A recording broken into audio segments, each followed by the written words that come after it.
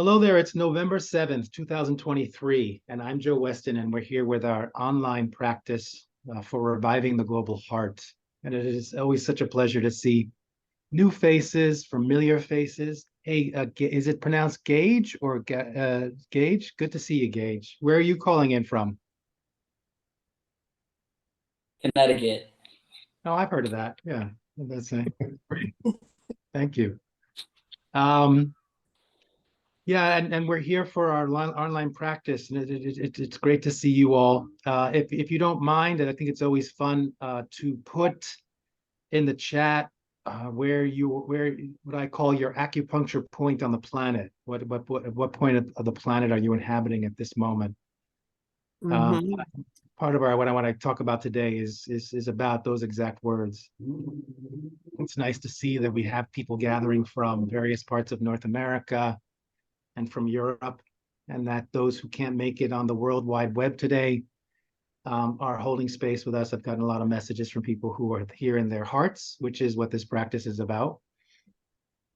As we gather to hold space for ourselves in what's unfolding on this planet, and for those who are going through a lot on this planet. As I always say, we're cultivating the skills and the strategies and the resilient heart to be midwives for a system that's dying away, for a system that's being born. And ultimately, for me, what that is as a doula or midwife is that we are cultivating the fierce compassion and overriding a lot of our basic fight, flight, freeze response of fighting and defending, and actually stepping into what naturally could occur within us with some good training is to be nurturers and protectors. That when our nervous systems are regulated, when we are, means that we're in our bodies, it means that we're in our hearts, it means we have access to our best selves. And I know that everyone here in this circle here, and I believe this truly about the human spirit, is that when we are in our best, that we are naturally nurturers and protectors, and not only for ourselves, but for others. And that the interesting thing about this practice, as we look at this, the human family as a global heart, that we can stretch our capacities like a good workout or a good martial arts training or athletic training, stretch our heart's capacity to hold more beings in our heart, not only those that are like us, that we would call loved ones, but also for more strangers, and even those that we even might, in our first fight, flight, freeze response, consider adversaries. And I want to talk today about something I've appreciated the fact that we're revitalizing the Reviving the Global Heart practice. This is the third week that we've done that. For me, it was coming directly from my heart as a need to be in community with you all and to share some of what's resonating in me about what's happening on the planet at the moment, particularly what's happening in the Middle East and how that's influencing all of us. And continuing to see how many of us are spinning out or frightened or trying to find some sense of making sense of this. And as you know, we did this for about 5 years, every Tuesday. Many of you were there for most of those. We kind of took a break from April to now. And it's nice to be back in community. And I appreciate the opportunity for me to share some of what I'm sensing and experiencing and how I'm trying to make sense of it. And I bring, not that I'm the only one who could. It's nice to hear from all of you, and it's nice to get your insights and input. All of you are doing remarkable work, the ones that I know. But from my experience of doing this work, conflict resolution and prevention work around the world for decades now, in the Middle East, in Europe, in the US, working in some contentious environments, and really devoting my life to understanding why is it, even though we know better as human beings, we're a relatively intelligent species, what keeps us in these cycles of fight and fight, flight, freeze, fight or defender. and talking about how we even though we know better and we mean better, we still I find that we're still reverting back to old tribal patterns and frequencies that keep us in this revenge, this idea of good and bad. And I want to just share a little bit, and then as for those of you who are here for the first time, I'll share a little bit, then we'll do our practice, and then there's a chance for you all to reflect.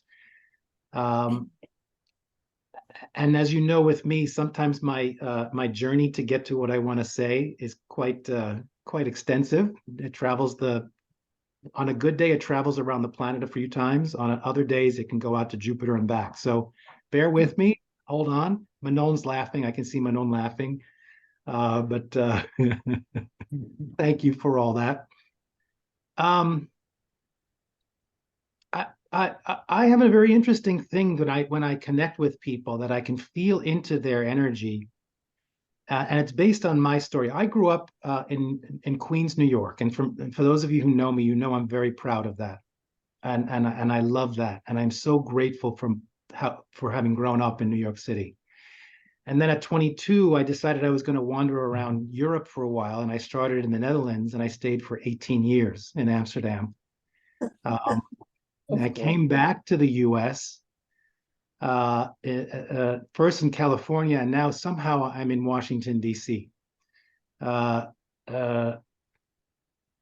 having lived for so long outside of the US, it really rewired me. It really, it was an experience that shifted everything. I think also, especially, sorry to the New Yorkers, especially as a New Yorker, New Yorkers tend to think that because their little itsy bitsy little place on the planet is so diverse, so many different cultures, that we think we know what's happening in the rest of the world.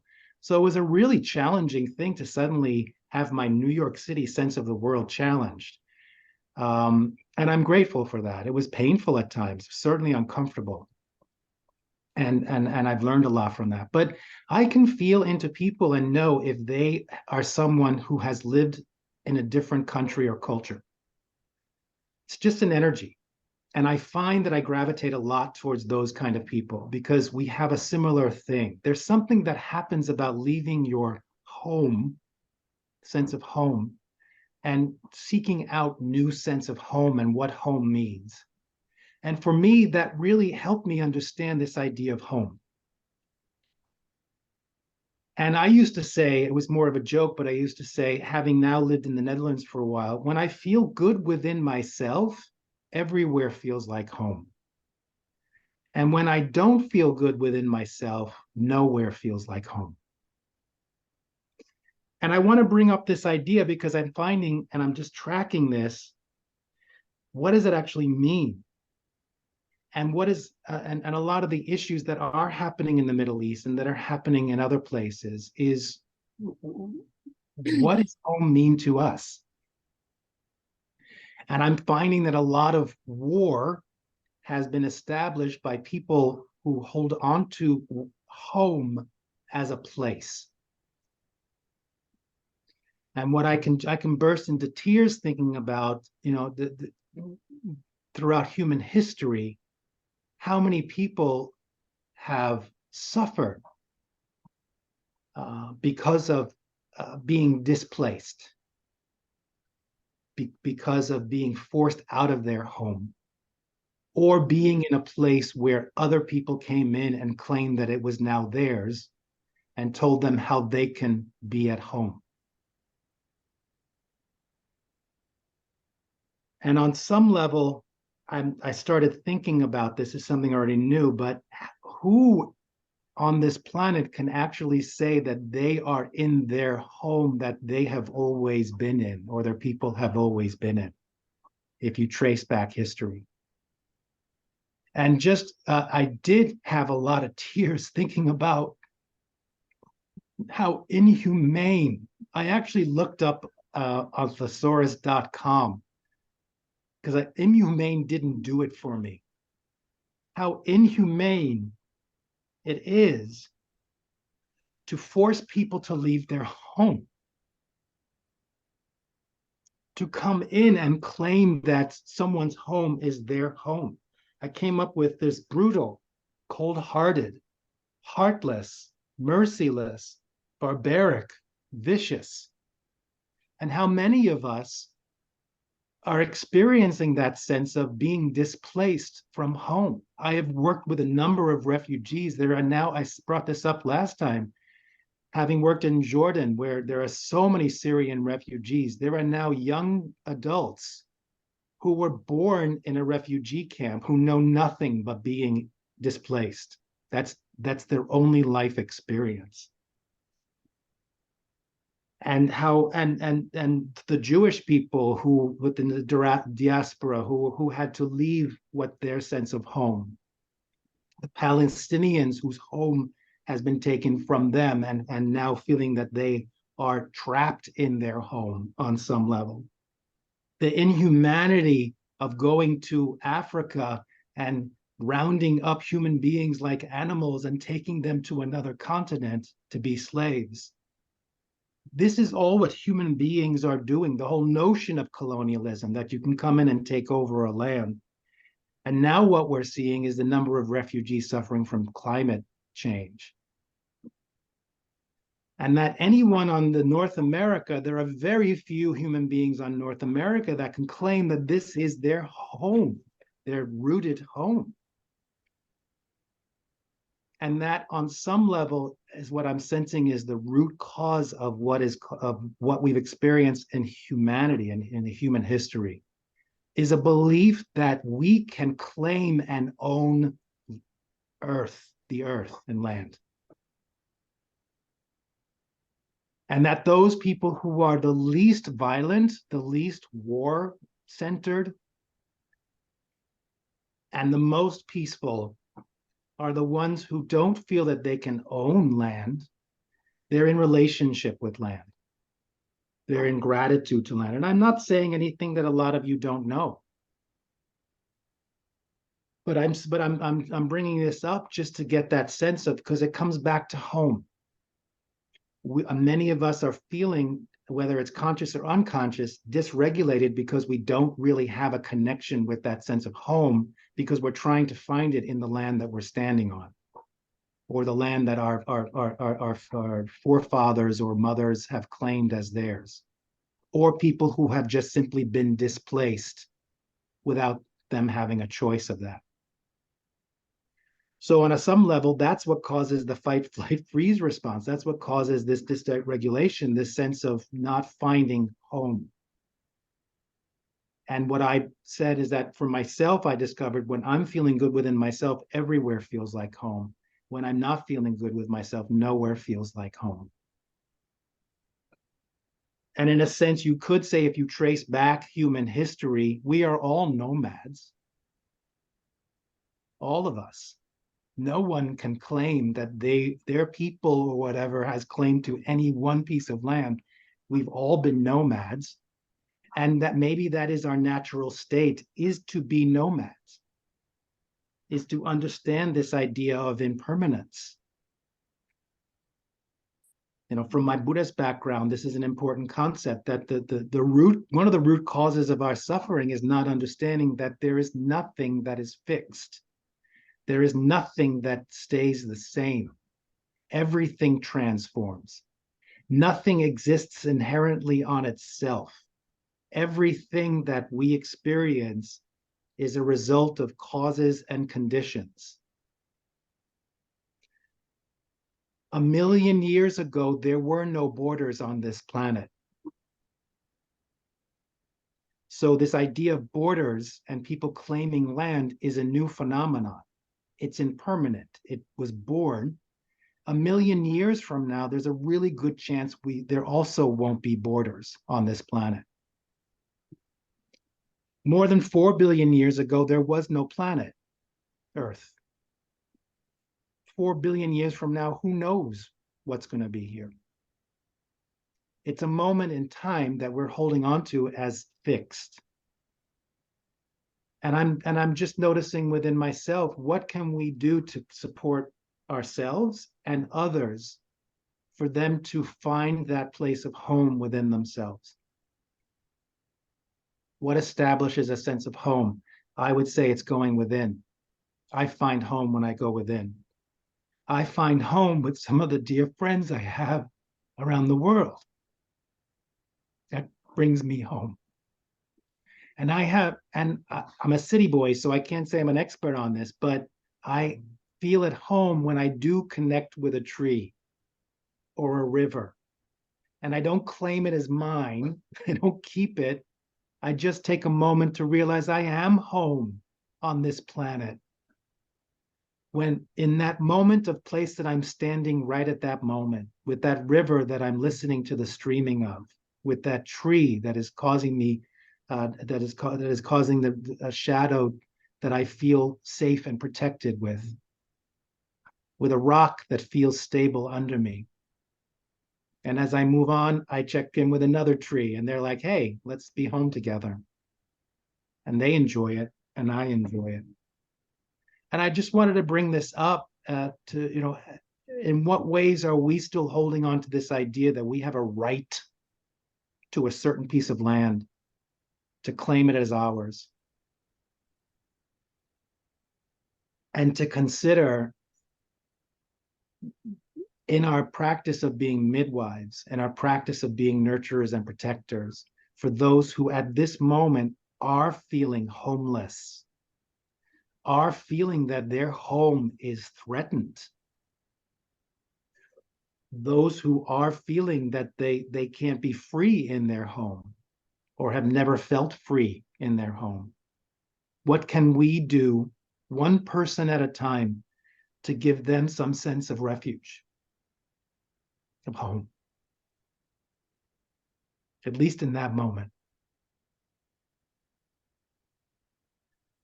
I think that's what I have for now. I guess I didn't get to Jupiter, but I did get around the planet a couple of times. So I want to just offer this as an idea for us, is in our practice as we're doing this, and as we do the practice, is what do we need in this moment? What do I need? What do you need in this moment to bring you back home? And for some of you, that might be even larger. That might be connection. It might be connection to the earth. It might be connection to spirit. It might be connection to a tree. It might be connection to others. And in what ways, and to acknowledge and with using, non-judgmental critical thinking, to think of the ways that you are keeping yourself from feeling at home, from connecting with others as home, and from providing a space in that moment for someone else to feel a sense of home, but we're not feeling it at that moment. Just imagine what could shift around you and what could ripple out. And then we can do the heady work of understanding that borders, how many, borders don't actually exist. I think I've told you the story. I bring this up in my book, that when I was a kid, I watching a lot of cartoons. I loved maps and I watched a lot of cartoons, and I think it was either Bugs Bunny or Roadrunner, I'm not sure, that at one point, either Bugs Bunny or Roadrunner crosses over the state border into another state. And the way we know that is because of a big black line going through the landscape. And Roadrunner or Bugs Bunny stepped over from one side to the next and said, you can't touch me because I'm in a different state. Something like that. So the first time growing up in New York City, when we were going to do a family trip outside of New York City, and we were going to go to a new state, and I knew my states, I studied them, I loved geography, I still love geography. I was so excited when we were in the car to see the big black line that would delineate between New York and New Jersey or Connecticut, Gage, wherever we were. And I was so disappointed when there was no line. And I've done many years of studying Buddhism and many teachings to understand the inherent impermanence of mental constructs that separate us. But it was in that moment as a young child that I got it in my body viscerally, that a border doesn't inherently exist. No, that's not true.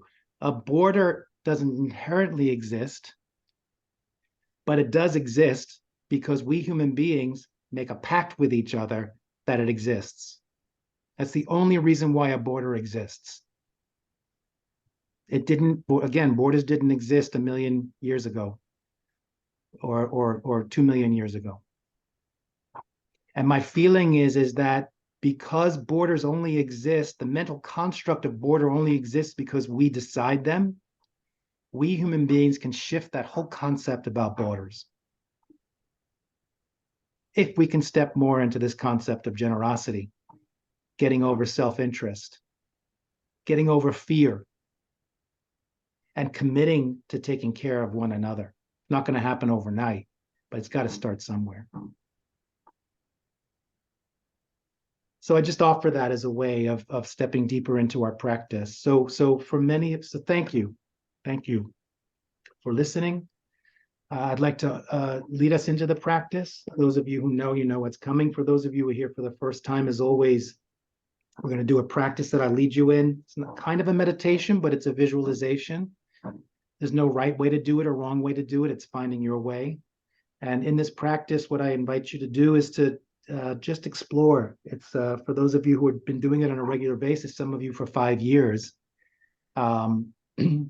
Again, it's like a martial arts training. We're just increasing our capacity to be more skillful in being human beings that can create a level of safety and power as we move through the world more in our fierce compassion and our resilience.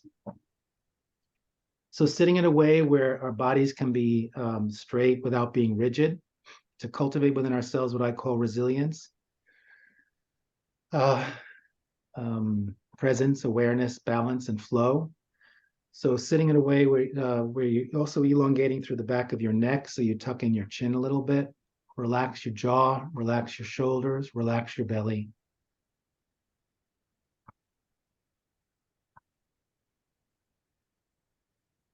Our sit.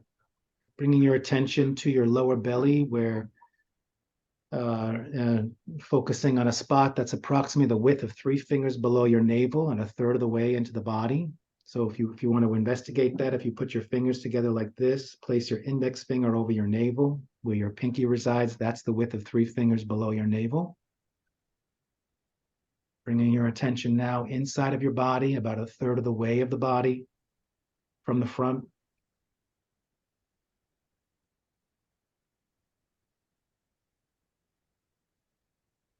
Bringing your full attention to that spot. Your center of personal power, impulse, gut wisdom.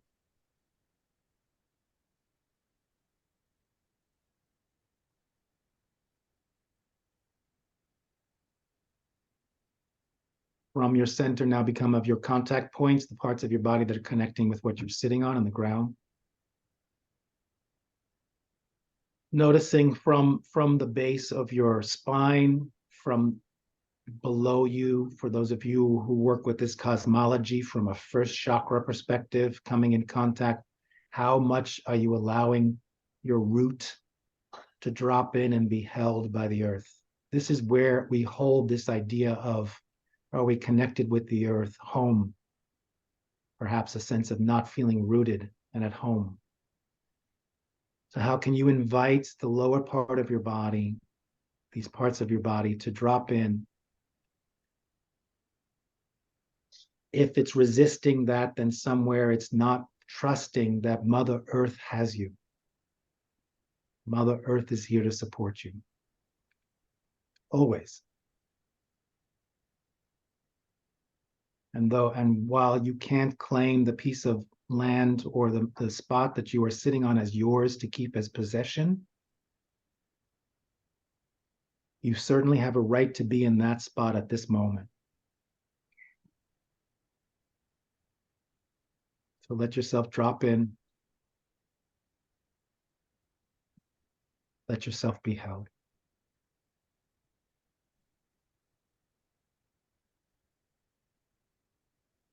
Tapping into going deeper from the ground that you're on, tapping in with the earth under you, asking permission to drop in deeper and be held.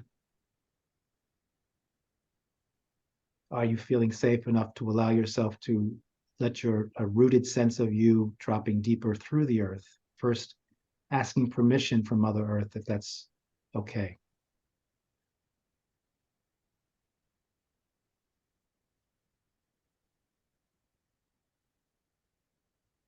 Acknowledging all the beings who have sat or stood in the very spot that you are sitting on, honoring them.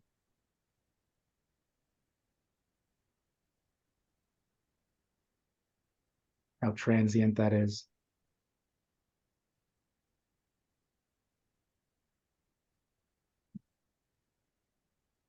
And in a sense, from your roots, just opening up to this idea of how at home am I feeling at this moment with my connection with the earth.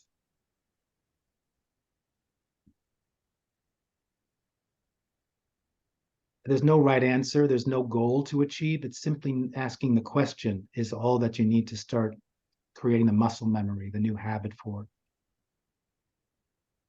Where I'm currently standing, how at home do I feel?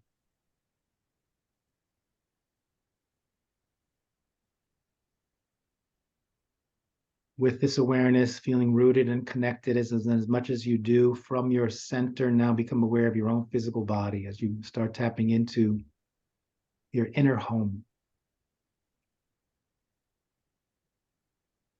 What is your body communicating to you right now?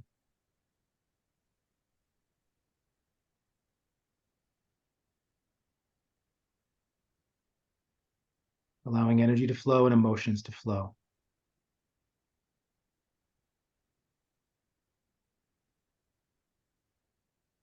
From your center, become aware of your emotional body. In this present moment, what's activated within you in your emotional body. No judgment. All feelings are welcome. See if you can find a way to allow them to flow.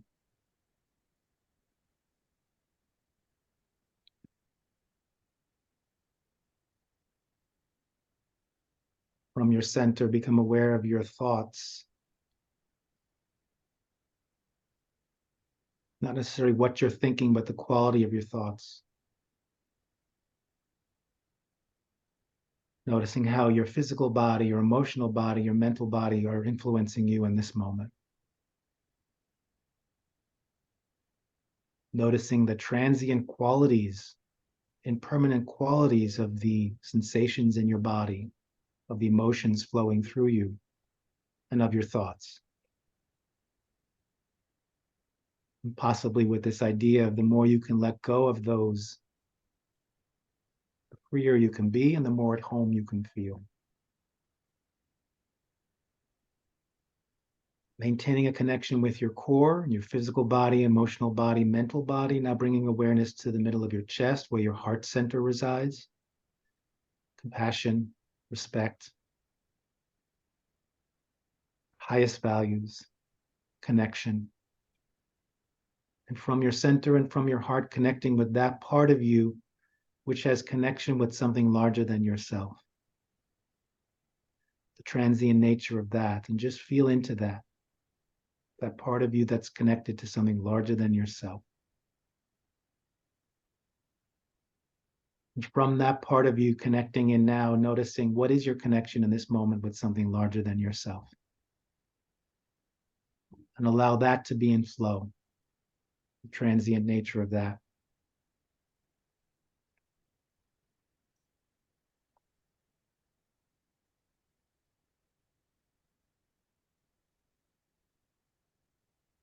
And in what sense can you find a way towards home here? Does this become home for you? Home within yourself, home with Mother Earth, home with that which is larger than yourself.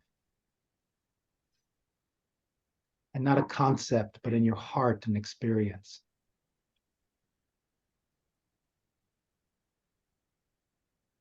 Allow that to move you, allow that to influence you. And from your heart and from your center, now allow that to flow out to your own personal boundaries, just to check in how, your own personal space. Filling your personal space with this awareness and sense of home.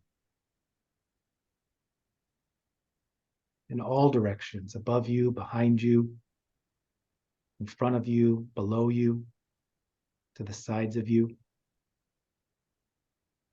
And with this sense of your own personal space and delineating your own personal boundaries, and how much in this moment can you rest in that? I am home.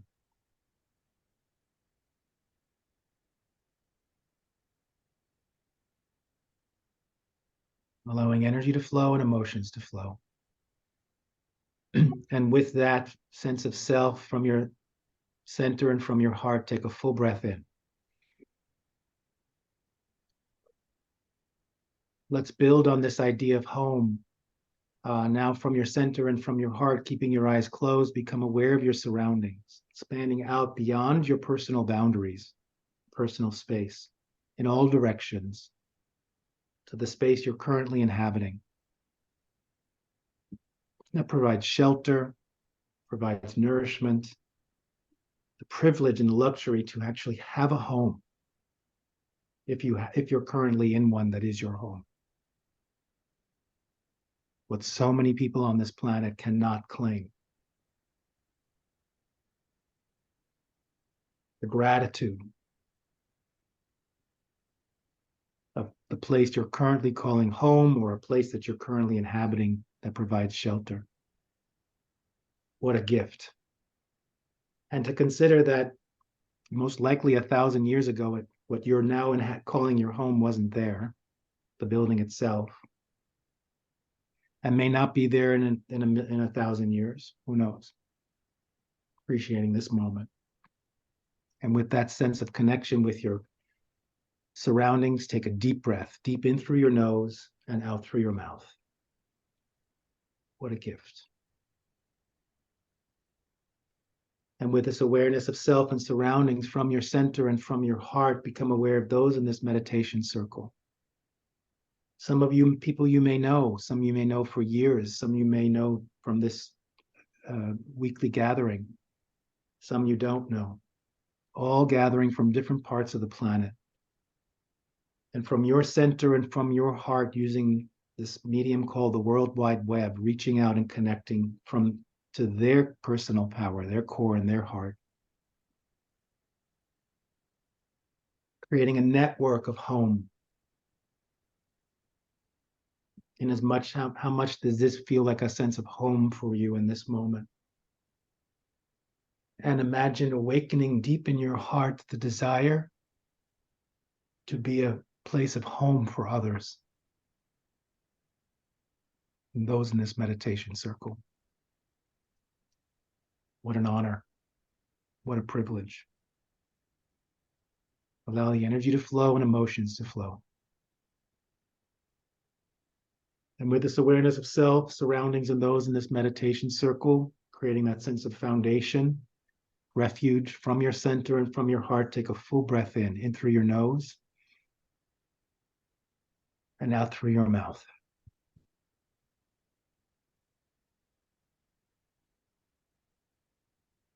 From your center and from your heart, expanding this, you're stretching your capacity of how many beings you can hold in your heart.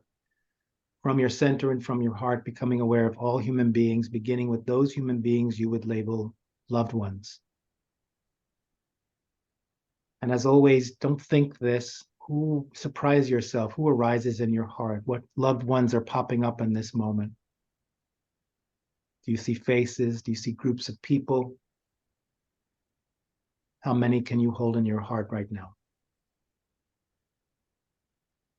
And up until this point, with this sense of establishing a sense of home within yourself, with Mother Earth, with that which is larger than yourself, as you stand face to face with loved ones, imagine the deep desire to be a sense of home and refuge for all of your loved ones.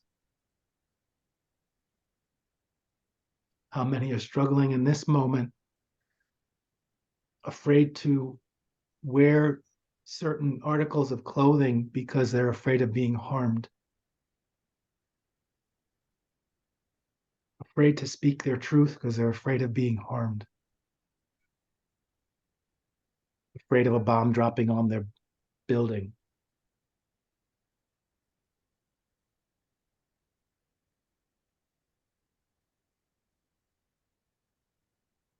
and anything else that comes up, even with your loved ones. Inviting them into a sense of home. And from your center and from your heart, becoming aware of those human beings who you might label stranger, who arises in your heart. Faces, groups of people. How many can you hold in your heart in this moment?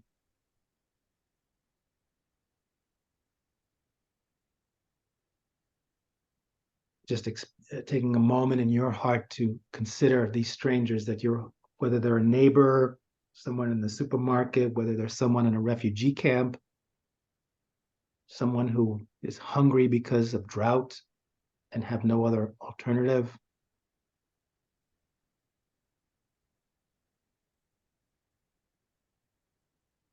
What could bring them a sense of how connected are they feeling to a sense of home in this moment?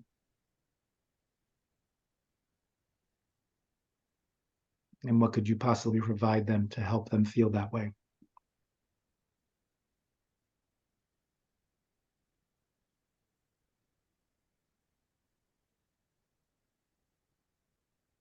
And from your center and from your heart, becoming aware of those human beings you would label adversary.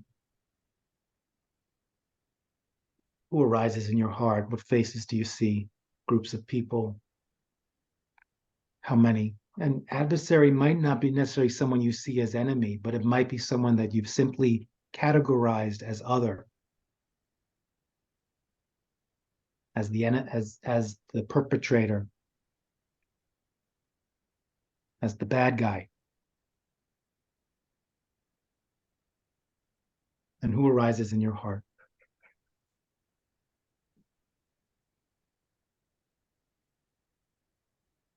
And from your center and from your heart, as you connect with them, in what way are they feeling homeless? Not disconnected.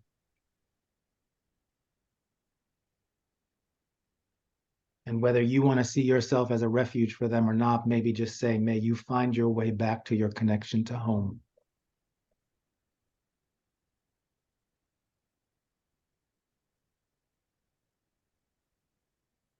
And as you now engage with loved ones, strangers, and adversaries, in a sense, holding all human beings in your heart,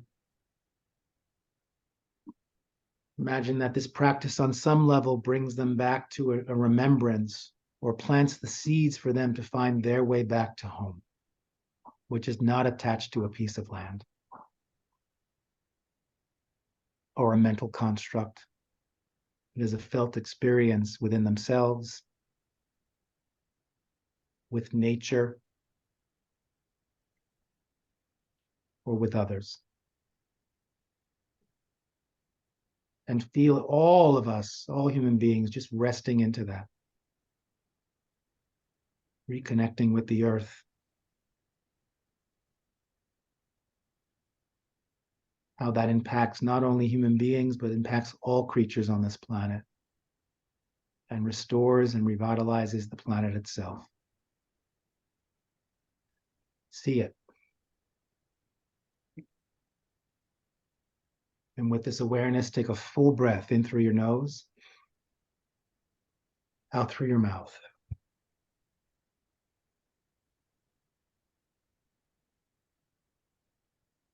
And having now collectively with each other anchored that into the global field, you could say, now allow all human beings to flow into your heart as you bring your awareness back to those in this meditation circle with a deep sense of gratitude.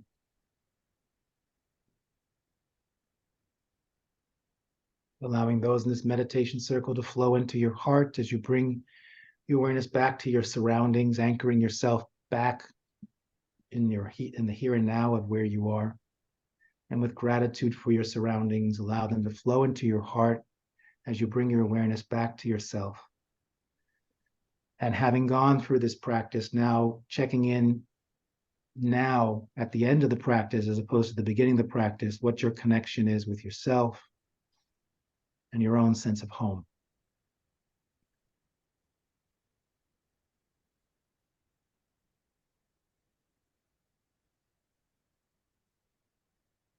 And as a way to close this practice, let's take one final breath deep in through your nose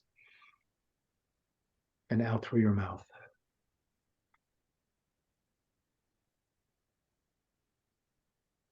Very slowly open your eyes.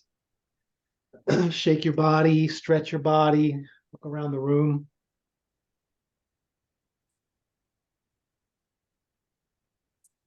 So we started with the motivation, we did our practice, and now we have a chance to reflect, share with each other. So if you want to just go get off mute, you can type it in the chat, but if you want, for me, it's easier, so I don't have to do the reading. If you just unmute and share. And there are some people who directly have a lot of wisdom and experience around this very issue. I have my storyline, and I know that there are people here who are living this, and they're for centuries, in a sense. Does anybody want to share?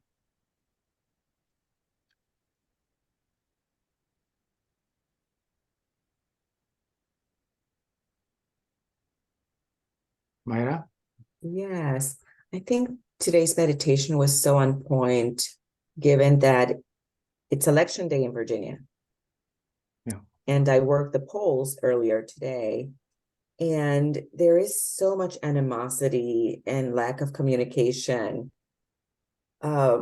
It's kind of scary and it's sad. So thank you so much for leading me to hold the people that don't think like I do in my heart, if only for a minute.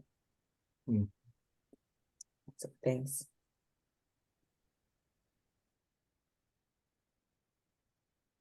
Thank you.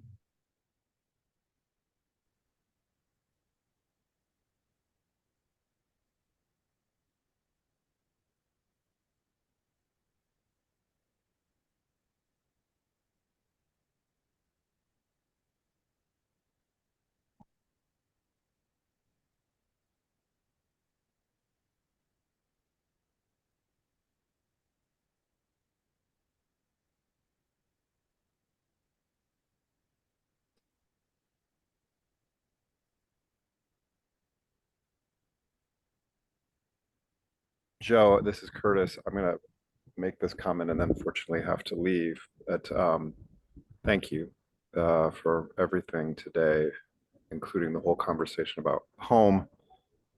And yeah, a lot felt very on point. And just to build on the comment just made, that my day began working with a tight-knit team that is experiencing all kinds of fractures. It just feels like wherever there's the slightest fault line, the pressures want to push people apart. So I was able to hold space for them this morning, was grateful for that. I was grateful for this time. We just need more of this kind of, I'm calling it sacred space for people to hold it together. Thank you.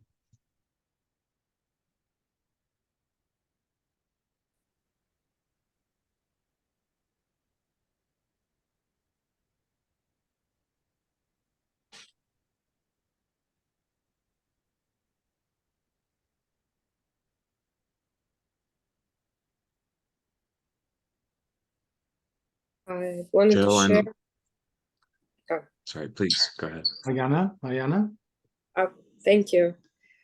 I just wanted to share. Thank you so much. I feel a lot of warmth in my heart right now, and I've been thinking about what you were saying in regards to the actual experience of home versus the land. Because in my family, my history, we had to leave our home, come to a different country. And during the war, my grandmother and grandparents had to escape, leave home, come back and build life. And once they built it, we had to leave everything there and come back.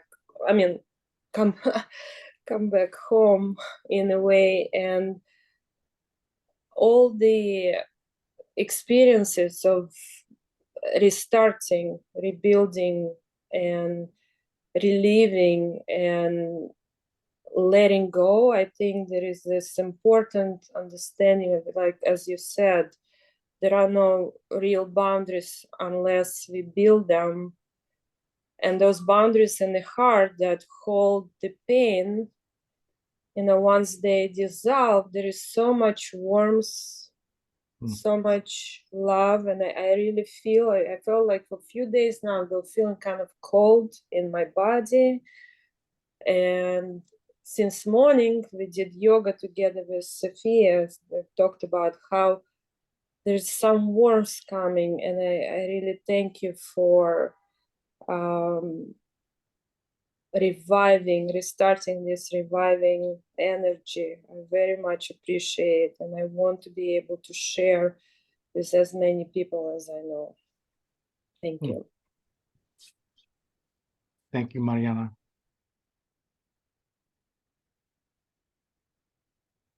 Thank you.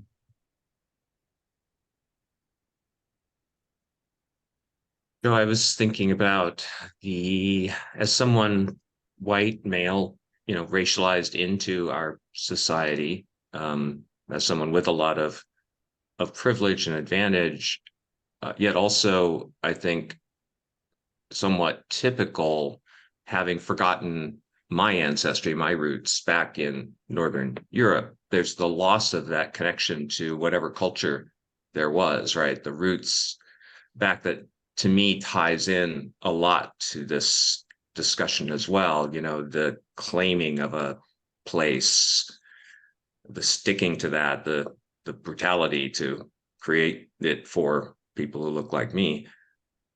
And it juxtapose, or at the same time, aligned with that, the neglect or the cutting off of that connection back to, myself as someone from Ireland and England, and what that meant for my ancestors back then, before they came here.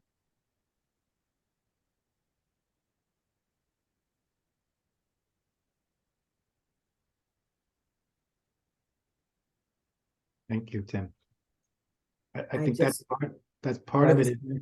No, I just want to, I'm sorry. I was going to say that we can all trace back a story of being displaced in a certain level. And that's a commonality we can instead of seeing it as differences with Queen, actually can bring us closer together.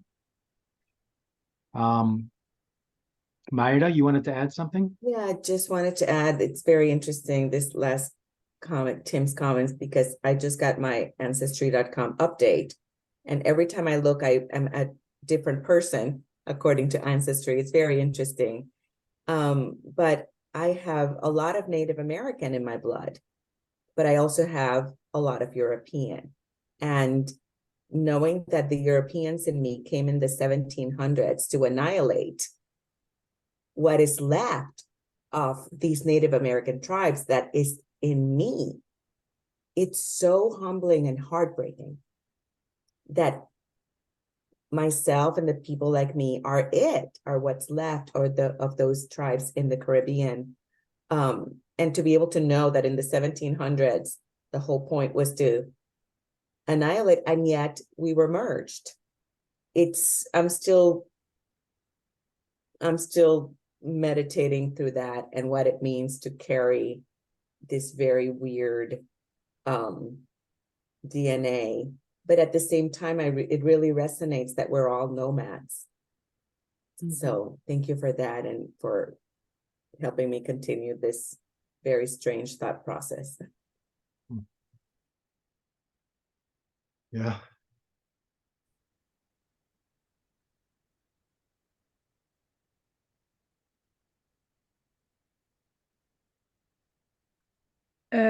I was thinking, this place, this virtual place, is also a home. So Joe, thank you very much for making us feeling at home.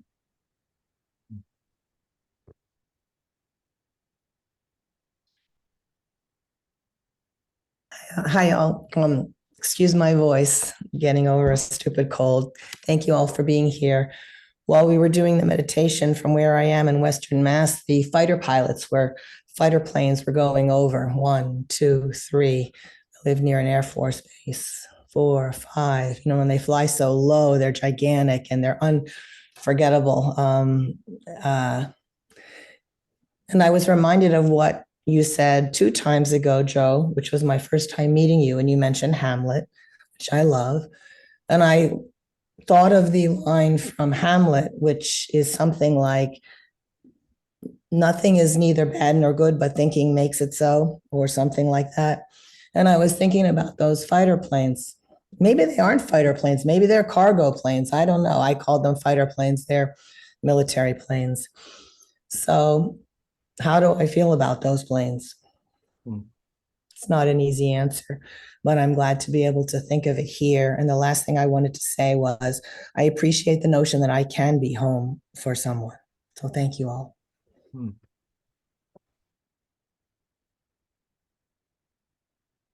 Melissa, that's so key, and that's the key of this practice that we're doing. And you can get it, you can get the concept, but to actually make it a new habit is tough. This idea of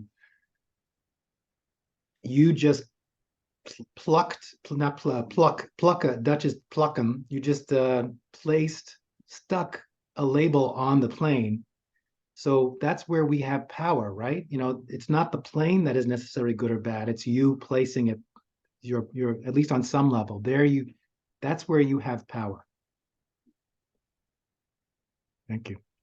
One more thing or 2 more.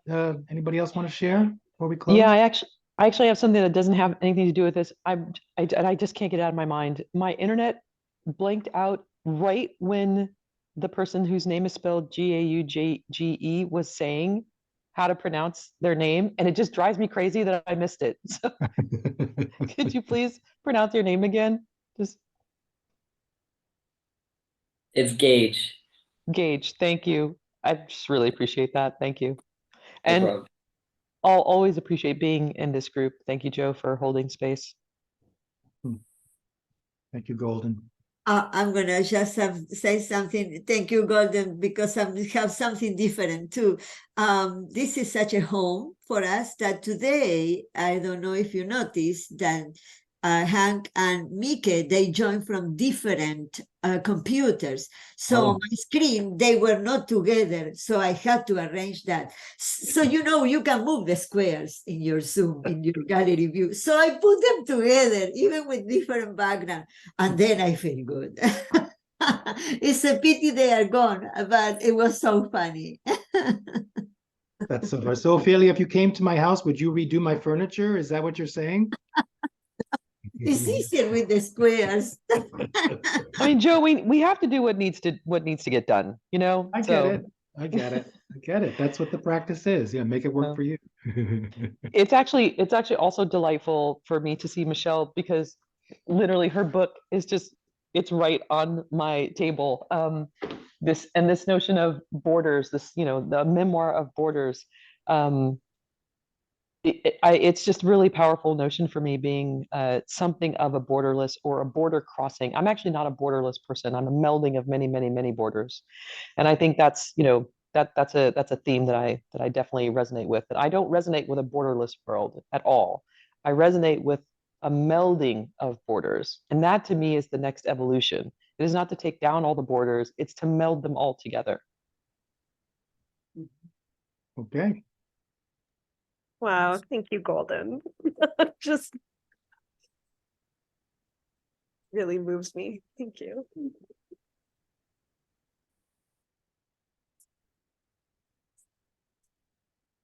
Now, I don't know if we have enough time, but this is a perfect prompt for you to read a poem. Or say a few lines from a poem. You don't have to. Yeah, let me just, I don't have anything close by. Actually, everything's close by. But Go for it, Lisa.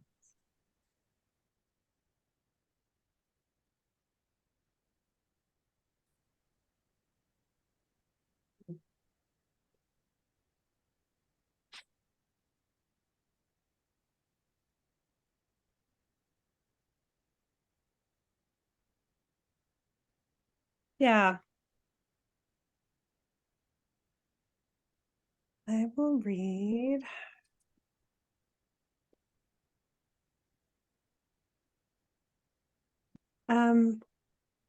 Yeah, I'll read from the place that I'm from, which is called 𝗥𝗚𝗛 𝗣𝗿𝗰𝗁 in New Mexico. You were born a cottonwood spore in drought. You were born in monsoon. You were born in a season of fire. You were born flor de tuna rodeada de espinas. You were born head first in the center of the earth. You learned to crawl among mother roots, learned mother tongues. You fed on stories and flour tortillas, suckled caldo from grandmother's fingertips. You were raised by many mothers, by atole in a tin cup, by the light of a south-facing wall. You forgot your language. The road washed out behind you. You fought a war nobody knows. You came home. You never left. You were 𝗪𝗏𝗪𝗏𝗰𝗄. You were 𝗪𝗏𝗪𝗏𝗪𝗏𝗰𝗄. You were passion flower named for Christ. What does it take to grow a child? More sunlight, water, well-drained soil. What if butterflies, guitarra y acordeón? What if bosque? If dicho y hecho? If paintbrush? If pluma? We pray for you with our hands, fashion a vessel made of bone. Hearing is the last sense to leave the body. We work to give you enough to speak to us, enough to sing. Thank you.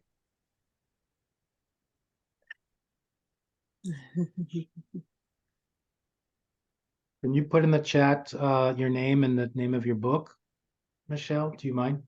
Yeah. And I want to use that as our dedication. We always end with a dedication. May that resonate in the hearts of all beings, that when needed, they can find their way back home. That's Michelle 𝗪𝗏𝗪𝗏𝗪𝗏 is a book of poems. She has other books as well. You should check that out. Also, I know we're going to finish up, but as always, if you want to get on our mailing list, if you're not on our mailing list yet, please, 𝗤𝗏𝗪𝗏𝗪.com. Vanessa just put in the chat. We are still continuing to put a link for a place that is donating for medical care, mental services for people in the Gaza region. A reliable source. If you want to stay in touch with us, get on our mailing list at 𝗤𝗏𝗪𝗏𝗪.com, or there's a link that'll take you directly to the MailChimp or whatever it is. If you want to donate, you can purchase a copy of this book. The links are there, or my other book. And keep spreading the word about this. Let people know about this. And we'll hold space. Gage, it's great to see you as our new person here. One of our new people here, Sophia. It's great to have you join us, and all of you. May you have a wonderful week. We'll see you next week, and be well. Get in touch if you have any questions or need to connect. I'd be glad to hear from you. Okay. Bye-bye. Thank you, everyone. Bye.